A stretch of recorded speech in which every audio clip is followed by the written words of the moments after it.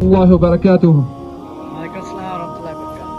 Hello everyone from the community at large. Thank you very much for coming today. It is very heartwarming.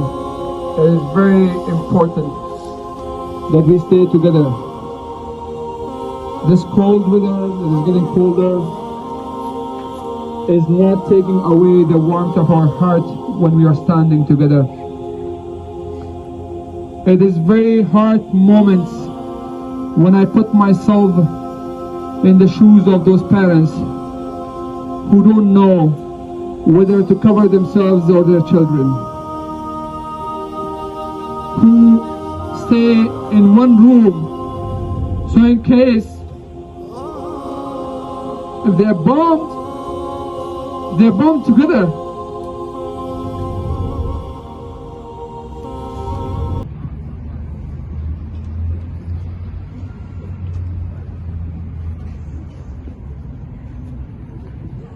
What is sad that the politicians that you have chosen are not representing you. It is sad. Who is missing here? The politicians, right? Who else? Media. We are in a complete blackout by the politicians, by the media. As if those people who are being killed, they are not humans. Or maybe we have to order 2.5 million pairs of contact lenses, which it shows their eyes as blue, because they should look like Ukrainians, right? Perhaps we have to order blonde wigs for them, so they should look like Ukrainians, because in the same meeting where Joe Biden is sitting with the President of the European Union, talks about the right of defense of Israel against the defenseless people of Gaza, but at the same time they're talking about Ukraine, how they have the right to defend themselves. You know, they are trying to make this show as if it started by October 7th. No, never. It started 1948. Don't forget the date.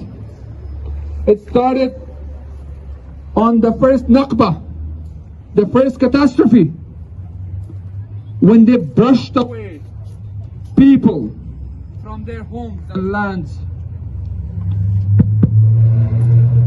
It started from Sabra and Shatila. The people these guys have pushed away from their houses to refugee camp, and then they go and surround it for 3 days. They killed 3,500 children, women, and innocent civilians. Just like they have no value. As we speak, yesterday in West Bank, a 6-year-old child is taken away from the hands of his mother.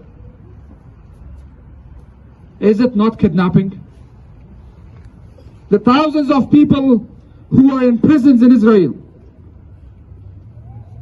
who tried to take some olives from their own trees, they are taken as terrorists and criminals into their and put in those prisons, including 4 to 5 years old children. Is that not kidnapping? And if you resist, you are killed and you are just a number. Right now, we have 4,400 people killed, including the one in the hospital. And do you know the name of any of them? Because the media is not telling you the names. They're telling you just a number. They have no more value than a number. When the TV personalities are inviting, they're inviting the mothers of those victims of the October 7th, right? But have they invited anyone from Gaza? This is prejudice. This is collective bias. And when they are inviting Palestinian people, they are interrupted repeatedly, not allowed to speak. But when Israelis invited, they are talking to them as if they are victims. How long will it go? And how long will it go that these politicians are not coming with us? These media personalities are not coming with us. And this is the first time when Jewish people are standing in thousands of, like in the number of thousands. Have you heard of it on the media? Not at all. Because their slogan is that whoever speaks against Zionism is anti-Semite. But when the Jewish people are coming out, this is going to go against their narrative, right? That is why they are not reporting it. Including the fact that the Jewish group, the protesters, are going and occupying Congress this week and is not reported. But in fact, at the time of the height of the crisis for the lack of doctors and medical experts, they have fired a nephrologist, one of the rare fields that we can find doctors in Canada for, just because he wrote on his Facebook against what is happening in Gaza. In York University, they are threatening to dismantle the student unions because they spoke against what's happening in Gaza. Why? Because we are not united the way Brother Tamer said. We have to unite. Next time, tomorrow, our number should double. And I would even suggest that we should go in front of CBC's office here and rally in front of it, protest there, and CDP's office here, and in front and protest there. That why are you not covering this?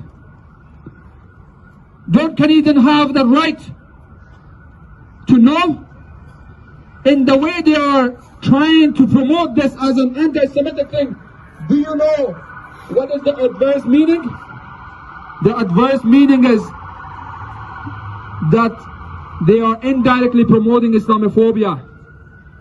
And we as Muslims have noticed it in the attitude of the people. If this continues, it will not be good. Therefore, I urge everyone to bring another person with you tomorrow, to stand in front of the media offices, politicians, question them wherever they go. Why in our name? I repeat, why in our name? If the Jewish people can come out and say that Zionism is not in their name, we have to come out as well. That who are you to go unequivocally support a genocide and then say you are representing us? The time has come that we have to stand up to these politicians and these media personalities. The time has come that we should get together, put our differences aside, and stop this catastrophe. This is almost half of the population of the Israel itself, 2.5 million. We have to save their lives. Thank you very much.